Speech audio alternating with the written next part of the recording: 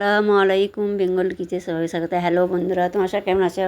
আশা করি তোমার সকলেই ভালো আছে। আলহামদুলিল্লাহ আমার ভালো আছি। ফিরে আসলাম আর এক রেসিপি নিয়ে আপনার সামনে, দেখতে থাকুন।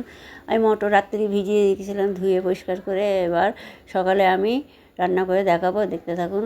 মটর দিয়ে দিলাম, আলু দিলাম, পরিমতন পানি দিলাম, দিয়ে এবার লবণ দিলাম। এবার হলুদ দিয়ে দেবো, হলুদ গুঁড়ো দিয়ে দেবো, দিয়ে এবার চাপা দিয়ে আমি সিদ্ধ করে নেবো। আমার ইয়ামি যদি আপনারা দেখতে চান, সবার আগে সাবস্ক্রাইব করবেন, সাবস্ক্রাইব করে বেল আইকনটা ক্লিক করে আমার পাশে থাকবেন। সবার আগে নোটিফিকেশান আপনার কাছে পৌঁছে যাবে। যারা সাবস্ক্রাইব করেছে তাদের অসংখ্য ধন্যবাদ জানাই। যারা এখনও করেনি তারা সাবস্ক্রাইব করে বেল আইকনটা ক্লিক করে আমার পাশে থাকবে। এর মটর আলু সিদ্ধ হয়ে গেছে। এবার আমি গ্যাস জ্বালিয়ে কড়া বসিয়ে দিলাম। কড়ার মধ্যে লবণ, দারচিনি, এলাচ, তেজপাতা ফোড়ন দিয়ে ভালো করে নাড়াচাড়া করলাম। ওর মধ্যে পেঁয়াজ কুচি দিয়ে দিলাম। এবার অল্প হিং দিয়ে দিলাম। হিং দিয়ে ভালো করে নাড়াচাড়া করে নেব। এবার আদা আর কাঁচা লঙ্কা কুচি দিয়ে দিলাম, দিয়ে আবার নাড়াচাড়া করে নেব। ফেসবুকতে যে বন্ধুরা দেখতে বেশিটা ফলো দিয়ে আমার পাশে থাকবেন। এর লঙ্কা গুঁড়ো, হলুদ গুঁড়ো, কাশ্মীরি রেড চিলি পাউডার, জিরে ধনে গুঁড়ো দিয়ে সমস্ত মশলা দিয়ে ভালো করে কষিয়ে নিতে হবে। বন্ধুরা, আমার এই রেসিপি যদি আপনাদের ভালো লাগে অবশ্যই কমেন্টে জানাবেন, লাইক শেয়ার কমেন্ট করতে ভুলবেন না।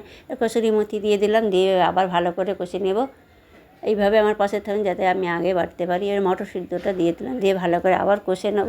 ভালো করে কষে নেওয়ার পর এবার আলুগুলো যে সিদ্ধ করে রেখেছিলাম ওই আলুগুলো আমি দিয়ে দেবো। এর মধ্যে আলুগুলো দিয়ে সমস্ত আলুগুলো ভেঙে ভেঙে আমি দিয়ে দেবো।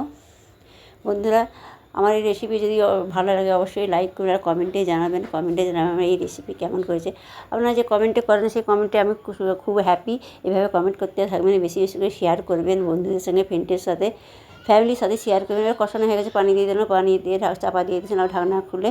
আবার আমি ধনেপাতা কুচি দিয়ে দিলাম, দিয়ে নাড়াচাড়া করে নেব। নাড়াচাড়া করার পর যে মশলাটা আমার ভাজা হোমমেড মশলা করা ছিল না, জিরে, ধনে, তেজপাতা, শুকনো লঙ্কা আমি ভেজে গুঁড়িয়ে রেখেছিলাম, ওটা দিয়ে দিলাম।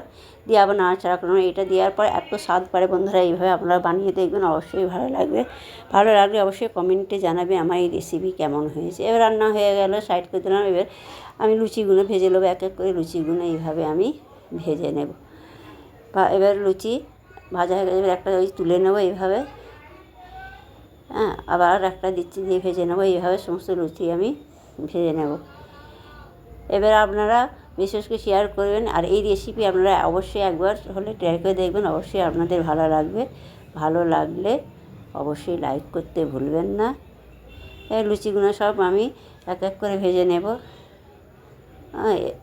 বন্ধুরা দেখুন, এই লুচিটা একদম ফুললো না, জানি না কেন।